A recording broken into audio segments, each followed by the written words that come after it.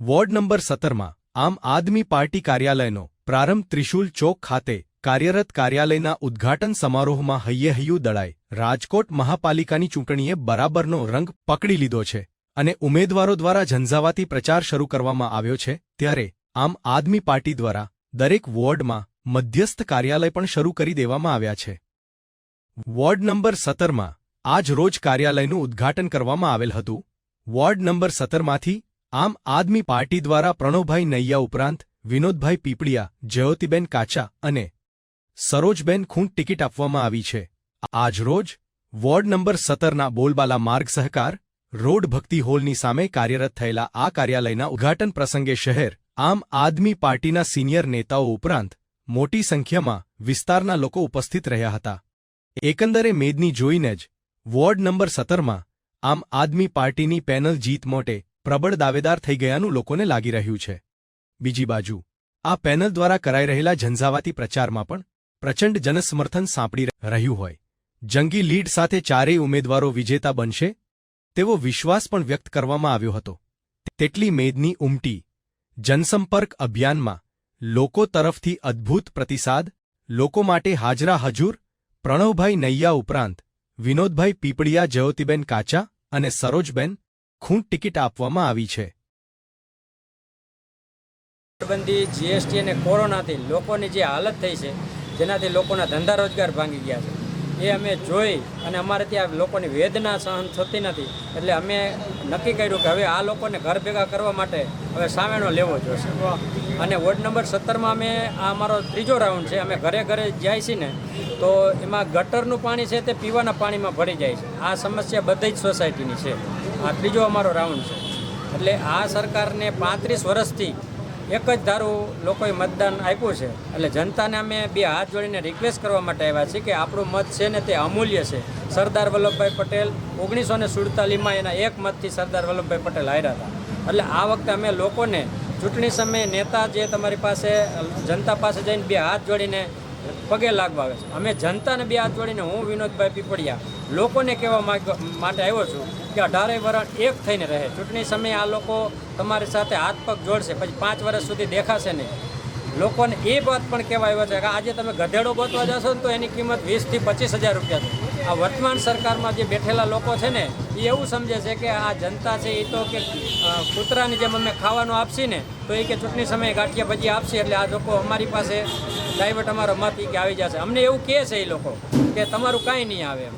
એટલે અમે જનતાને કહેવા માટે આવ્યા છીએ કે અમે ચૂંટણી હારી કે જીતી એનાથી અમને મતલબ નથી, પણ અમે આવનારી ભાવિ પેઢી છે, અમારા સંતાનો નમાલા નપુસંક અને માયકાંગલા ન બને એ માટે અમે ગીતાના જે સિદ્ધાંત મુજબ કર્મણીય વાધિકારસ્તે મહાફલેચું કદાચન, એટલે અમે કામ કરવામાં માનીએ છીએ.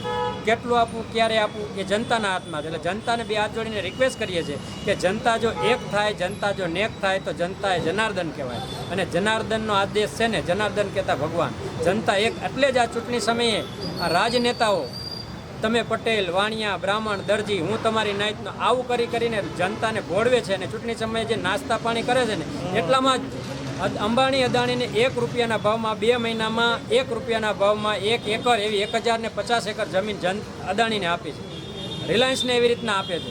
એમ જનતાને તો ખાલી ચૂંટણી સમયે ગાંઠિયા ભજીયામાં અને હિન્દુ મુસ્લિમ આધાર કાર્ડની લાઈન, પાન કાર્ડની લાઈન, આ બધી લાઈનોથી પરેશાન થઈ અને જનતા રાઈને પાઈન થઈ ગઈ છે. એ મારાથી એની વેદના જોવાતી નથી. ગુજરાતની 5000 સરકારી સ્કૂલ બંધ થઈ ગઈ છે. દેશમાં 13 લાખ કરતાં વધારે મહિલાઓ અને બહેનો લાપતા છે. આની જવાબદારી કોણ લેશે? અમે સરકારને, વર્તમાન સરકારને કહેવા માટે આવ્યા છે કે લોકડાઉનમાં તમે લોકોને મોઢે માસ્ક બાંધતા તમારા ડ્રોનથી તમે ધોકા માર્યા જનતાને. આ જવાબદારી જો તમારી આવતી હોય અમારા મોઢા માટે માસ્ક બાંધવાની, તો આ જવાબદારી કોણ લેશે? એનું ભાન કરાવવા માટે અમે રાજનીતિમાં ઉતર્યા છીએ. આમ આદમી પાર્ટીના ચારે કાર્યકર્તાઓ, ચારે ઉમેદવારો મારી સાથે છે. હું પ્રણવ નૈયા, મારી સાથે વિનોદભાઈ પીપળિયા, સરોજબેન ખૂંટ, જ્યોતિબેન કાચા. અમે ચારે ઉમેદવારો અત્યારે વોર્ડ નંબર 17ની મધ્યસ્થ કાર્યાલયનું ઓપનિંગ કર્યું છે અને આજે અમારા લાગતા વળગતા કાર્યકર્તાઓ પણ અમારી સાથે ઉપસ્થિત છે. ખૂબ જ સારું. અમે લગભગ છેલ્લા જ્યારથી નામ જાહેર થયા છે, આમ આદમી પાર્ટીએ સૌથી પહેલાં નામ જાહેર કર્યા હતા. ભારતીય જનતા પાર્ટી અને કોંગ્રેસની સૌથી પહેલાં આમ આદમી પાર્ટીએ જાહેર કર્યા હતા. અને એમાં પણ અમારા માટે ખૂબ જ આનંદની વસ્તુ એ છે કે પહેલા લિસ્ટમાં મારું નામ અને માન્ય વિનુભાઈ પીપળિયાનું નામ એક સાથે આવ્યું હતું. એટલે વિનોદભાઈ અને હું ત્યારથી ડોર ટુ ડોર કરી રહ્યા છીએ અને તેમાં સોમાનો સુગંધ મળે એવી વસ્તુ એ છે કે અમારી સાથે સરોજબેન ખૂટ અને જ્યોતિબેન કાચાનું નામ પણ જાહેર કરવામાં આવ્યું છે. સતત અમે કાર્યરત છીએ અને ડોર ટુ ડોર કરી રહ્યા છીએ. આવનારા સમયમાં અમે સભાઓ પણ લેવાના છીએ, મહોલ્લા સભાઓ હોય કે મોટી સભાઓ હોય કે જનસભાઓ હોય. ઘણા લોકો ગટરની સમસ્યા કરે છે, ઘણા નળની કરે છે, ઘણા રોડની કરે છે. અમે પબ્લિકની બધા આમ પબ્લિકની બધાની લાગણી નહીં ઓલી કરી, અમે બધાના કામ કરીએ ને એને સહાય આપશું. ફી બધા છોકરાઓની બહુ છે, સરકારી સ્કૂલો બંધ થઈ ગઈ છે, એટલે એ આપણે રિક્વેસ્ટ કરીએ કે ચાલુ કરે અને ફી ઓછી કરે પબ્લિકને.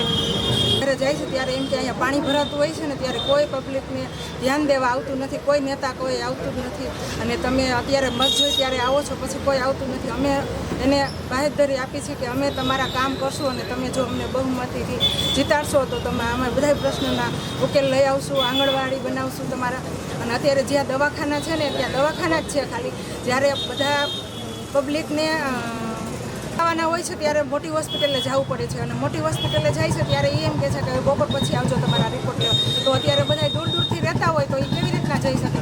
ત્યારે વોર્ડ વાઇઝ એક એક દવાખાનું હોવું જોઈએ ને ત્યાં રિપોર્ટ પણ કરતા હોવા જોઈએ. એવું અમે પબ્લિકને બાહેધરી આપીએ છીએ. Reporter Hitesh Kumar, Rathod 7 news Gujarati, Rajkot.